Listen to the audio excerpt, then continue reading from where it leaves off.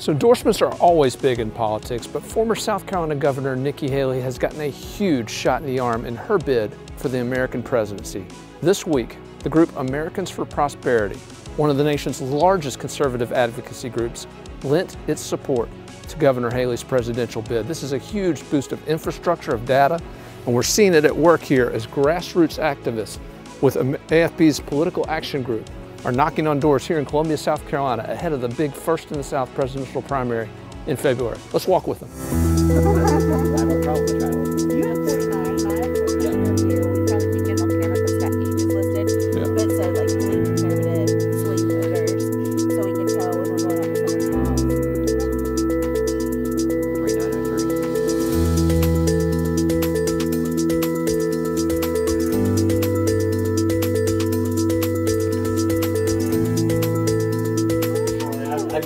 Baby sleeping. Oh, no problem. I certainly understand that. My name is Candace. This is Jeremiah. We're volunteers with an organization called Americans for Prosperity Action. Okay. We're just out talking to your neighbors today about the upcoming presidential primary in South Carolina in February. Okay. Mainly wondering, as you think about the direction of the country, what's kind of keeping you and your family up at night besides the baby, of course, which is a lovely thing to get up to. But what are you guys talking about around the kitchen table when it comes to the direction of the country? I mean, I think prices of everything right now. Yeah. I think that's probably the biggest thing on everyone's thing. Yeah, price of groceries, gas. All the gas has come down a little bit. Yeah. I don't know, price of home. This is actually my mom and dad's home. Oh, wow. I'm just, because they babysit for us, but here watching them right now. Wow. But, yeah, we're actually in the process of searching for homes right now. You know, the interest rates being so high. Oh, I mean, they were at a record low beforehand. I don't see them going back there, but it's still pretty high. It seems like more and more people are just working paycheck to paycheck these days. But I think that's probably our biggest thing. Yeah, I feel like when I go to the grocery store, I can get the same quantity of items in my cart, but they're like double the price. It's just the week before. It's crazy. Yeah. Have you given any thought to who you might vote for next February when it comes to the primary? Not yet. Not yet. Yeah, still kind of just muddling around. Yeah. Our organization has endorsed Ambassador Haley for president, so would appreciate if you give her a look. We're looking at her electability when it comes to the general election against President Biden. She's continuing to surge in the polls and has a lot of momentum, and taking her foreign policy experience, her gubernatorial experience, and hopefully translating that across the country. Yeah. Absolutely. Well, thank you so much for your time today. I appreciate it. So, nice to meet you, sir. Yeah, y'all too. Thank you. Thank you.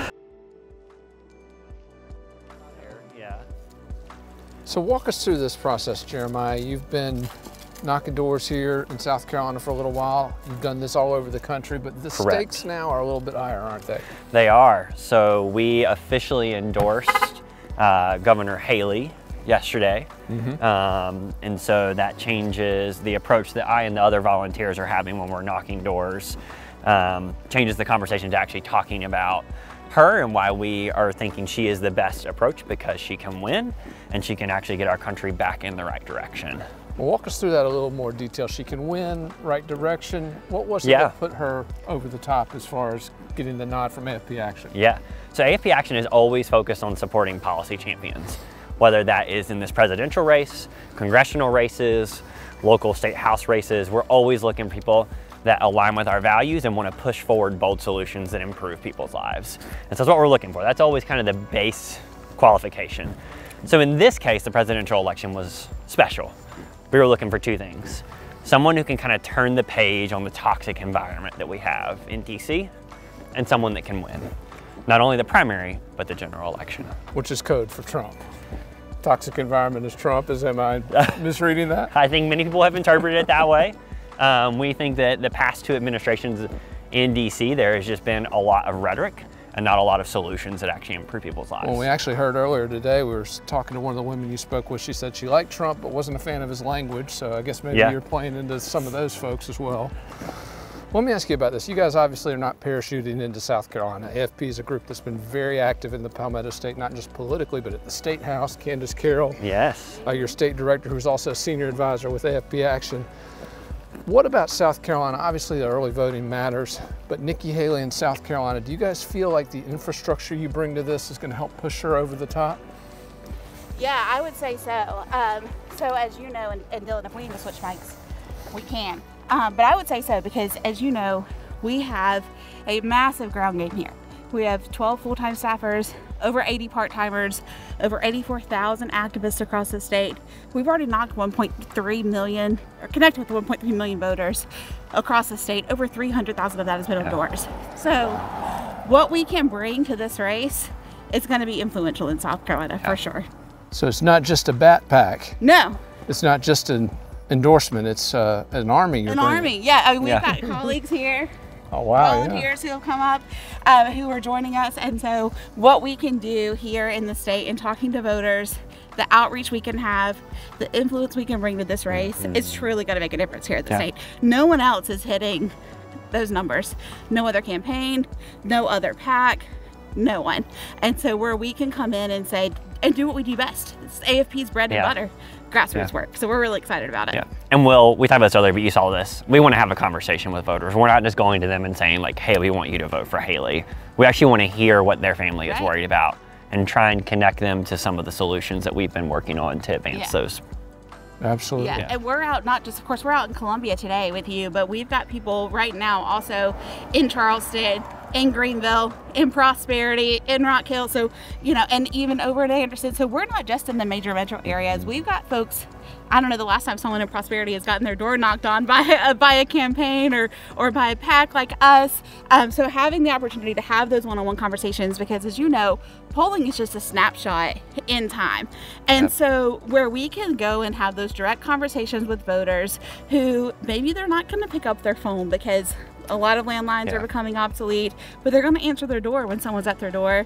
People have been very kind to us, very welcoming. People are excited about the endorsement. So we're excited to see how that can help in South Carolina and really put the country back on the right track. And I think another thing that sets AFP Action apart is we can do this in Iowa, New Hampshire, and South Carolina all at the same time. Correct. Whereas you notice even the candidates are picking and choosing where they're focusing their firepower. We can do it all simultaneously because we have that local support and that grassroots base in each state.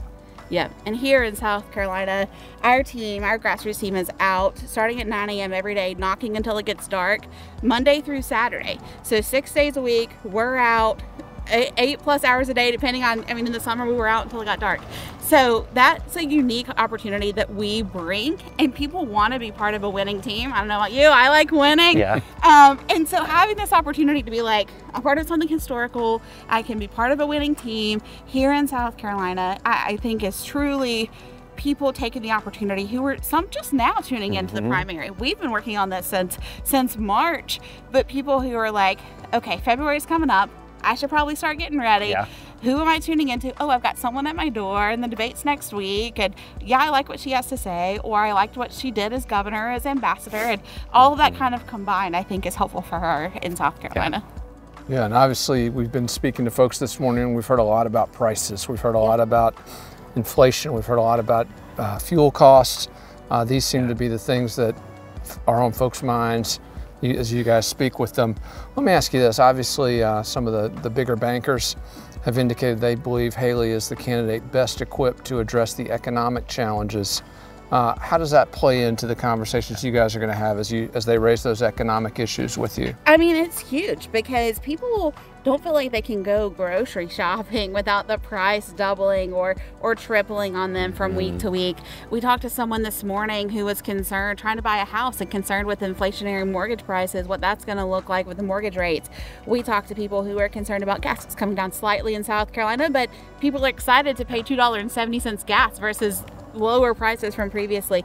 So that means a lot to people. And what Governor Haley brings to that is that she's willing to call a spade and call out both Democrats and Republicans on spending. She did that when she was governor. She's the only one now doing that on the debate stage, and recognizing that, you know, some Republicans like big government when they're in charge, and she's in favor of limited government across the board and getting rid of earmark spendings, vetoing unnecessary things, cutting down on agencies. So that part I think will be really helpful for people and resonate with them as they're sitting around their kitchen table and trying to decide, how am I going to budget for these things that are coming up when I have no say and the price is getting risen on me, but my paycheck isn't changing. So more people, we heard that this morning too, more people living paycheck to paycheck. We need someone who can come in there and help with that.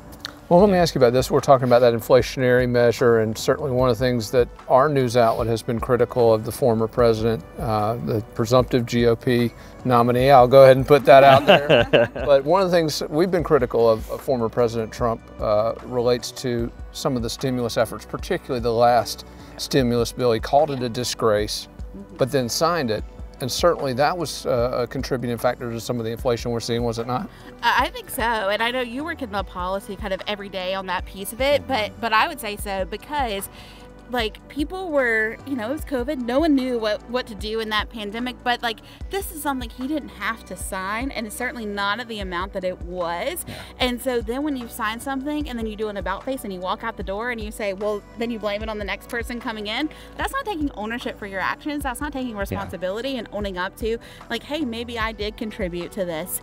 And so that's something that I think people would like to see, someone who will take ownership, someone who would lean into like just cutting the spending across the board and not signing it and then walking out the door and blaming the next person coming in. And what we see now is the Federal Reserve trying to fix the problem and actually causing other problems. Like we talked to a voter today who was worried about housing costs, and that's actually directly related to them increasing interest rates to try and get inflation under control because of the big spending that both of the past two administrations have done. So we're essentially substituting one problem for another that is still hurting voters directly in their pocketbooks. Right.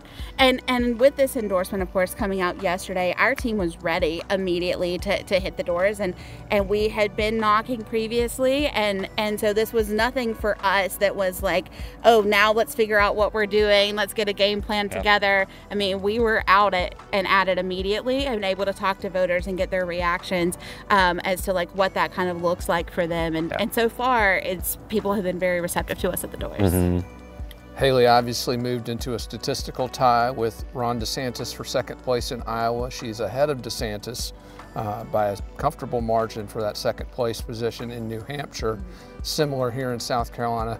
How do you guys see those dominoes falling as we get closer to that first January 2024 caucus in Iowa? I mean, I think anything can happen right between now and then. It feels like it's a short period, but it's still a long time, and anything can happen. But we've got another strong debate coming up next week. We're excited to see Ambassador Haley again on the debate stage.